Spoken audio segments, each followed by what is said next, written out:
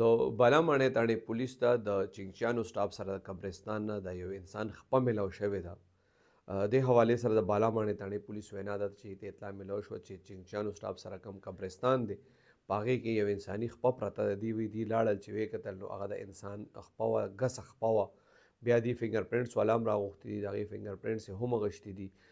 د پولیس وینا دا ده چې دوی د خپې تصویر په وټساپ ګروپونو کې او په سوشل میډیا باندې هم په دغه فوش علاقو کې خور کړی دی که یاره د چا څوک داسې لا پته شوي وي او یا چا وژلي وي، مطلب هغوی ته پته نه وي، نو د خپې نه د هغې شناخت کولی شي.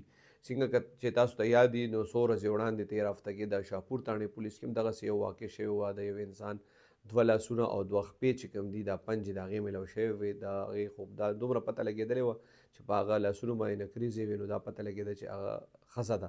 د هغې مو څه پورې شناخت نه دی شوی، خو د دې چې کوم خپه میلاو شوې د بالاماڼۍ تاڼې پولیس ته د دې دا پته نه لګي چې یاره دا ښځه ده که سړی دی.